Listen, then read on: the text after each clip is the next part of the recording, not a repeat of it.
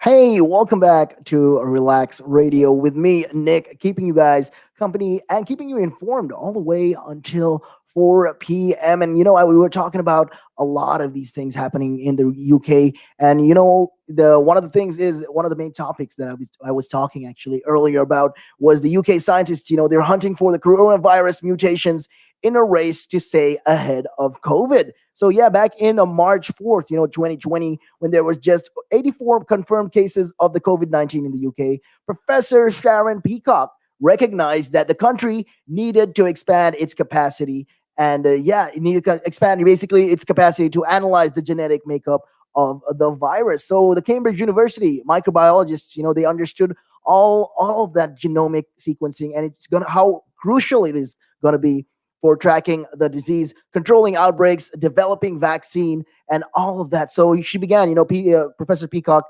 essentially began, working with colleagues around the country to put together a plan. And within a month, the government provided her with 20 million pounds. Like I said, it's $36.1 million, and it's all to fund their work. So the initiative, helped Britain become a world leader in rapidly analyzing the genetic material from large numbers of COVID 19 infections, generating more than 40% of the genomic sequences identified to date. So, yeah, these days, their top priority is finding a new variant that is more dangerous or resistant to vaccines. Information, that is critical to and crucial, rather, to helping researchers modify the vaccines or develop new ones to combat the ever changing virus. So yeah, they're finding they're using all of these ways, especially when it comes to genomic sequencing. It's because of this they're able to find and create new vaccines and able to identify new variants that is popping up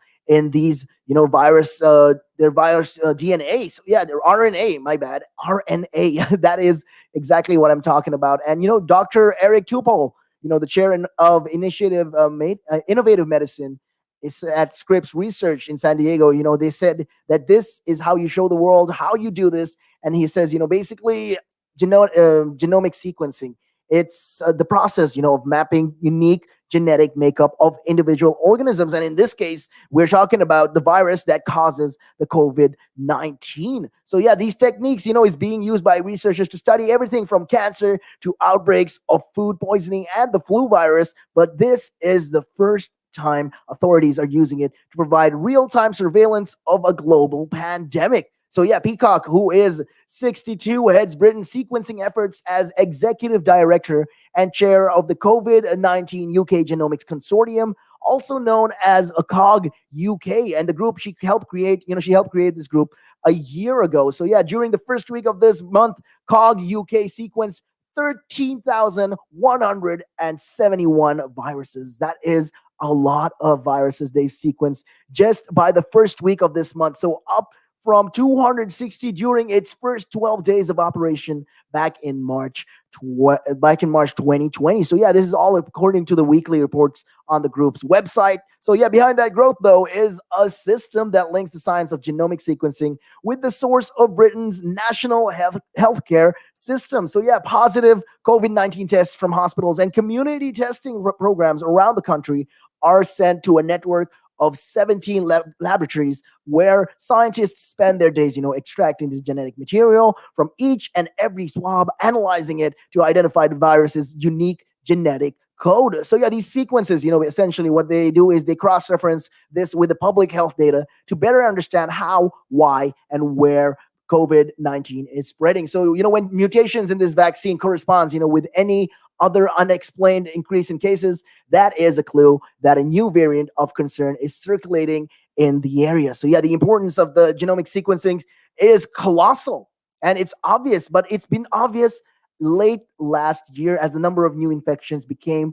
and it began to spike in southeastern England. So when the cases continued to rise despite tough local restrictions, public health officials essentially wanted to know and worked to find out why this is happening. So they combed through a lot of these data from genomic sequencing, and scientists identified there was a new variant that included a number of mutations that made it easier for virus to hop from one person to another. So armed with this, Prime Minister Boris Johnson imposed a national lockdown, and he scrapped the strategy of local restrictions that had failed to contain the new variant. So yeah, the scientific sleuthing is crucial, but it's like looking for a needle in a haystack, essentially, because researchers have to sift and they have to search and look through all the genetic sequencing from thousands of harmless variants to find that rare and dangerous gene. So yeah, that is just crazy, and this is what Miss Dr. Peacock was talking about. The Professor Peacock was talking about, and she says,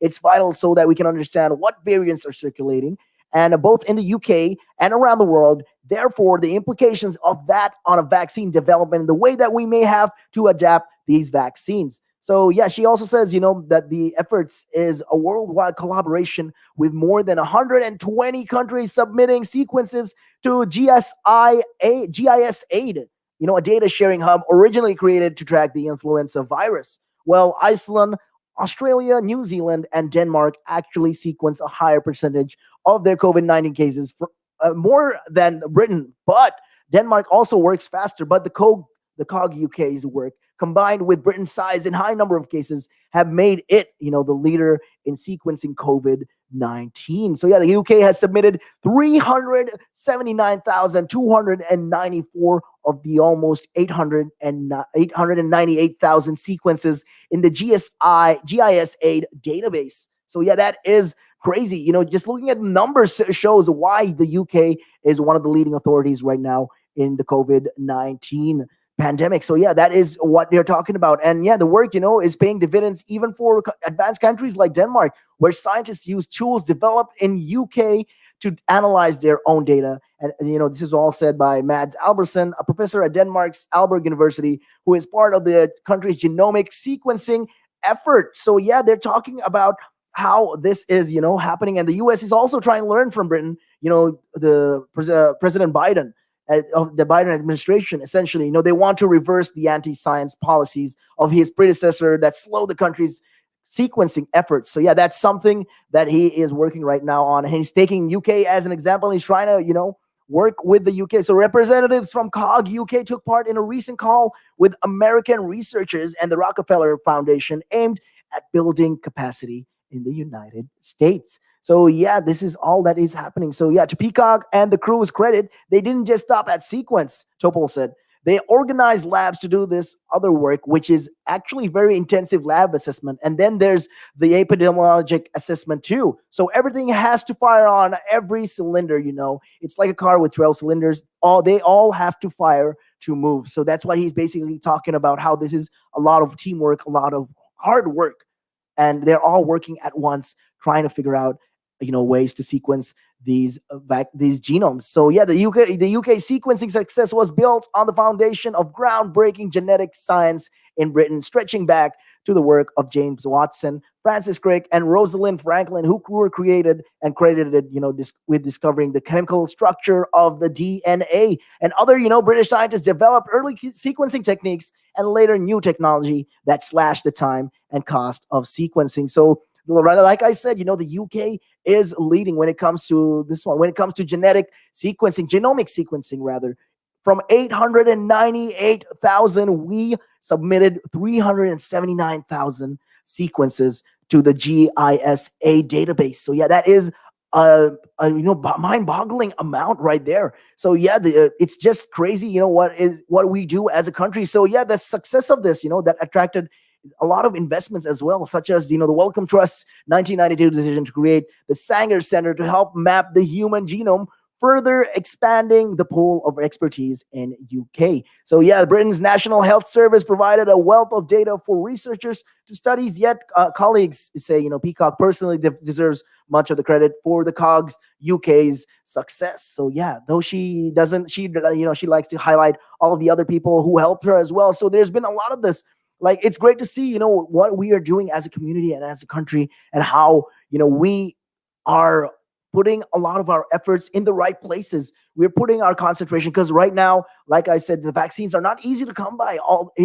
They're being developed day in and day out, being perfected for us to use, especially for the people in the UK. We have to be taking these precautions seriously, and just to show that their efforts were not in vain. So yeah, I mean, it's just a lot of things that they're doing right now, and I'm glad to see that the UK is the a world leader when it comes to genomic sequencing. So yeah, that's just something that we're talking about. How scientists are just racing towards fighting the COVID-19 and its possible variants. But with that, we are gonna be taking a real quick break, and we'll be getting back to some more music. Up next, we got Blake Rose, and this one's called Lost. So check it out.